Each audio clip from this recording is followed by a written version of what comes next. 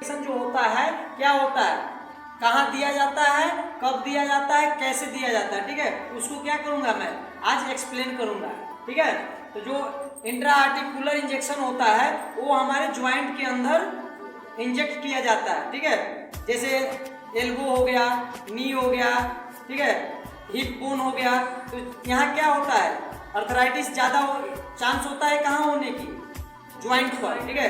तो जो हम ज्वाइंट पे इंजेक्शन देते हैं तो उसी को क्या बोलते हैं, इंट्रा आर्टिकुलर इंजेक्शन, ठीक है। अब देखिए हम आपको एक्सप्लेन कर रहे हैं ठेवने के नी, ठीक है। जो ठेवना होता है उसमें अर्थराइटिस अगर हो जाता है तो अर्थराइटिस को कैसे दूर करते हैं, ठीक है। उसमें एक एस्टेरॉयड इंजेक्शन होती है, ठीक है, एस्टेरॉयड इंजेक्शन होता है।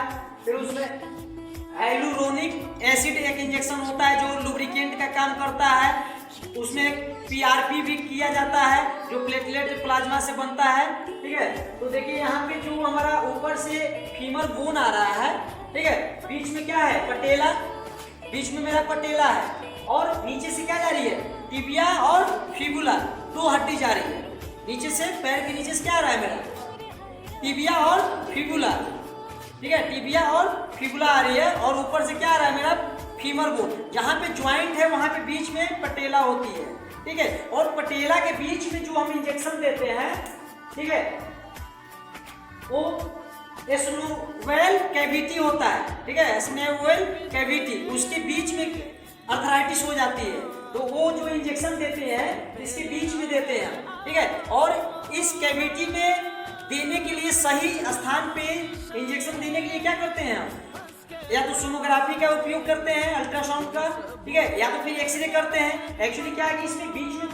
माइनर थोड़ी गैपिंग होती है, ठीक है, उस गैपिंग में क्या करना है, हमको इंजेक्शन को इंजेक्ट करना है। तो ये क्या होता है, एक डिफिकल्ट होता है, मुश्किल होता है, तो उसके लिए क्या करते हैं हम, अल्ट्रासाउंड करते हैं। अल्ट्रासाउंड को करते हैं जब तो उसमें देखते हैं बीच में कि हमारी गैपिंग क्या है, हमारा इंजेक्शन सही जगह पे जा रहा है कि नहीं जा रहा है। जब सारा चीज ठीक रहता है तब क्या करते हैं हम, इंजेक्शन को इंजेक्ट करते हैं। आया समझ में। अब इसमें देखिए हमारा क्या है, इंट्रा आर्टिकुलर इंजेक्शन, ठीक है, और इंट्रा आर्टिकुलर इंजेक्शन बता दिए, इसमें 3 टाइप होता है। स्टेरॉयड इंजेक्शन देते हैं, कार्टिकोस्टेरॉयड, ठीक है, स्टेरॉयड जो इंजेक्शन देते हैं, फिर उसके बाद क्या देते हैं, हाइलुरोनिक एसिड, ठीक है। तो स्टेरॉयड मतलब समझ गए, स्टेरॉयड इंजेक्शन कब देते हैं, जब पेशेंट को दर्द, सूजन, स्वेलिंग मतलब पैर में हो गया, पेन हो रहा है, उसके रिलीफ के लिए क्या देते हैं, स्टेरॉयड, ठीक है। जब पेशेंट को चलने फिरने में दिक्कत हो रहा है, लुब्रिकेंट की दिक्कत हो रही है, तब क्या देते हैं, ये वाला इंजेक्शन हाइलुरोनिक एसिड देते हैं। कब देते हैं, जब पेशेंट की ठेवनी में लुब्रिकेंट की कमी हो जाती है, चलने फिरने में जब दिक्कत हो जाती है, तब क्या करते हैं, हाइलुरोनिक एसिड इंजेक्शन देते हैं, ठीक है। उससे क्या होता है, हमारे ठेवने में लुब्रिकेंट बन जाता है, ठीक है। फिर पेशेंट को क्या मूवमेंट करने में कोई दिक्कत नहीं होती है। फिर उसके बाद एक पीआरपी प्लेटलेट रिच प्लाज्मा होता है, ठीक है। प्लेटलेट रिच प्लाज्मा क्या कैसे बनता है, आप पेशेंट के बॉडी से क्या किया जाता है, ब्लड को एकत्र किया जाता है, ठीक है। उस ब्लड से लैब के में जाकर क्या किया जाता है, प्लाज्मा को अलग किया जाता है, प्लेटलेट को, ठीक है। और जो आरबीसी डब्ल्यूसी होती है, जो ब्लड नीचे जम जाता है लाल कलर का, ठीक है, उसको फेंक दिया जाता है। और जो पीला कलर का, उसमें क्या होता है, प्लाज्मा का कलर पीला कलर का, ठीक है, येलो कलर का। तो जो येलो कलर का होती है प्लाज्मा को क्या किया जाता है, एक इंस्ट्रूमेंट के थ्रू लेकर फिर क्या किया जाता है, उस पेशेंट का जहाँ पे मान के चलो हड्डी में चोट लगा है, हीलिंग नहीं कर पा रहा है, घाव क्या बन रहा है, वो टिश्यू सेल्स खराब हो चुके हैं, हीलिंग नहीं कर पा रहे हैं, उस समय उस पेशेंट को पीआरपी की जरूरत होती है, ठीक है। पीआरपी में क्या किया जाता है, पेशेंट को जिस एरिया में घाव हो रहा है, हीलिंग नहीं कर पा रहा है, तो उस हीलिंग को बढ़ावा के लिए क्या किया जाता है, पीआरपी इंजेक्शन दिया जाता है, ठीक है।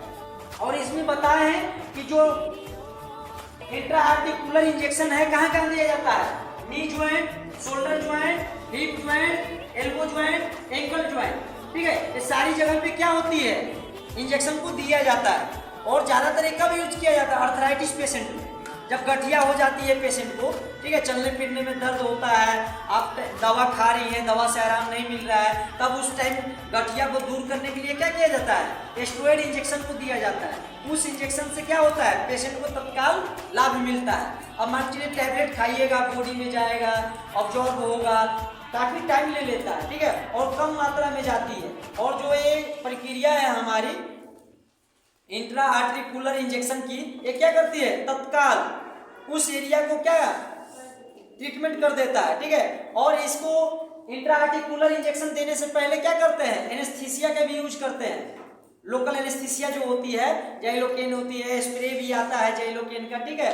तो जो हमारी इंट्रा आर्टिकुलर इंजेक्शन देते हैं उससे पहले क्या करते हैं, उस क्षेत्र को, जिस में मान चलिए एल्बो में देना है, नी में देना है, एंकल में देना है, तो उस एरिया को क्या करते हैं, पहले हम एनेस्थेटिक इंजेक्शन से क्या करते हैं, उसको शून्य कर देते हैं, ठीक है। उसके बाद क्या करते हैं, हम इस इंजेक्शन को देते हैं, स्टेरॉइड को देते हैं, ठीक है, या पीआरपी करना है हमको, तब उसके बाद करते हैं, ठीक है। सबको समझ में आ गया।